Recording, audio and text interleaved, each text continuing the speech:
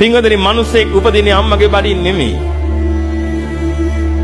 ගොඩාක් මිනිස්සු හිතාගෙන ඉන්නේ මිනිස්සයා උපදින්නේ අම්මගේ බඩින් කියලා. අම්මටයි තාත්තටයි මිනිස්සෙකු උප්පද්දන්න බෑ. අම්මටයි තාත්තටයි පුළුවන් මිනිස්සෙකුට මස්ලේ කයක් අරන් දෙන්න විතරයි.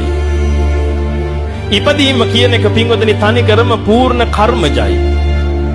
කර්ම ශක්තියට අනුව තමයි ඉපදීම කියන එක සිද්ධ වෙන්නේ. සාරිපුත්‍රයන් වහන්සේ සත්‍ය විභංග සූත්‍රයේ පෙන්눔 කළ දෙනවා පින්වතුනි මිනිස්සෙකුගේ උපත සිද්ධ වෙන්න හැටි. සත්වයේ උපත සිද්ධ වෙන්න හැටි.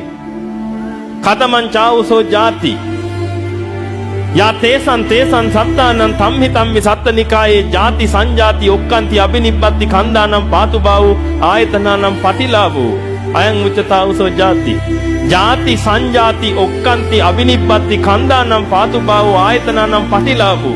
ඔන්න ඔය ටික උනාට පස්සේ තමයි පින්වතුනි ඔබ කියන්නේ ළමයා ඉපදුනා කියලා. ඔතනට කලින් ගොඩක් ඒවා වෙලා තියෙනවා. ජාතිය කියන එක ලබලා ඉවරයි එතකොට. ජාතිය කියන එක පින්වතුනි පූර්ණ වශයෙන්ම කර්මජව සිද්ධ වෙන්නේ. එහෙනම් කර්මජව ඔබ ඔය කය ලැබුවට පස්සේ ඔබට කයවල් තියෙනවා 4ක්. කයවල් 4ක් තියෙනවා. ඔබට පේන්නේ මොකක් විතරද? එකයි. ඔය මස්ලේ කය විතරයි ඔබට පේන්නේ. කර්මජ, චිත්තජ, ඍතුජ, ආහාරජ කියලා කයවල් 4ක් ඔබට තියෙනවා. ඒකෙන් කෑම දාන්න වැවෙන කය තමයි ඔය තියෙන්නේ. ඇති පදන් ගහකට පෝර දානවා වගේ තමයි දාන්න වැවෙනවා. ඔය ආහාරජ කය. මුලින්ම ඇති උනේ කර්මජ කය. ඒ කර්මජ කයයි, චිත්තජ කයයි, ඍතුජ කයයි කියන තුනත් එක්ක සියුම් වූ ආහාරජ කයක් ඉපදිලා පින්වතුනි සංජාතිකයා කියන ගන්ධබ්බය මේ ලෝකෙ උපදිනවා. මේ ගන්ධබ්බ කියලා කිව්වේ පින්වතුනි මහායානිකයෝ කියන අන්තරාභවිකයා හැම නෙමෙයි. තථාගතයන් වහන්සේ විවිධ සූත්‍රවල පෙන්වලා දෙනවා ගන්ධබ්බා ඔක්칸ති හොಂತಿ. ගන්ධබ්බයාගේ ඔක්칸තිය මව් කුසට සිද්ධ වෙන්න හැටි පෙන්눔 කරලා දෙනවා තථාගතයන් වහන්සේ. එහෙනම් හොඳට කල්පනා කරගන්න පින්වතුනි ඔබගේ මේ පළමු උපත සිද්ධ වුණේ ඕන්න ඔය ආකාරයට පූර්ණ කර්මජව. ඔබ සංසාරේ කරගත්ත අනන්ත පුණ්‍ය ශක්තියක් ඇදිලා ඇවිදිලා ඔබ මනුස්ස ගන්ධබ්බෙක් වුණා. පින්වතුනි මනුස්ස ගන්ධබ්බය කියන කෙනා ගන්ධබ්බ කියලා කියන්නේ ගන්ධෙහි එල්බගෙන ඉන්න නිසා.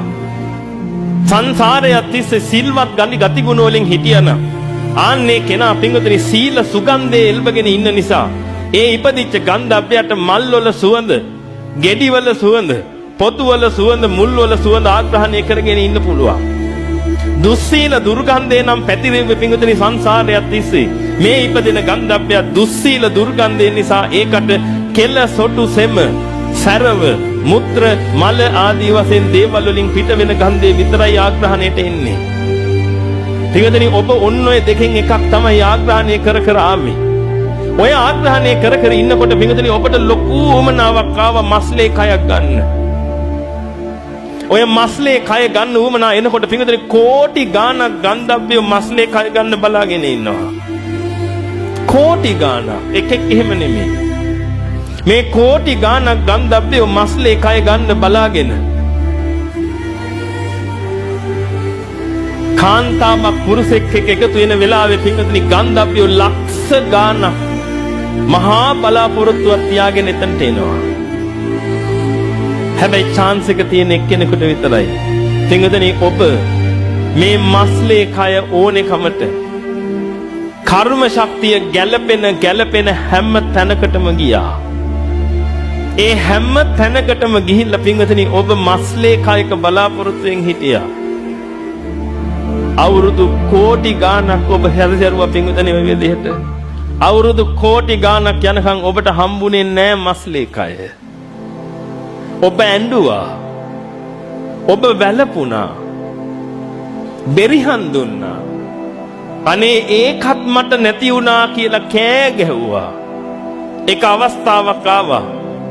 කර්ම ශක්තිය ගැළපිලා ඔබට යම් යුක්තානුවකට බැහැ ගන්න. ඒ බැහැගත් මොහොතේම පින්වතුනි ඒ කර්ම ශක්තියේ විපරීතකම නිසා ඔබට ආයෙ එළියට යන්න වුණා. නිගමන හිතලා බලන්න සමස්ත ලංකා තරඟයක් තිබිලා.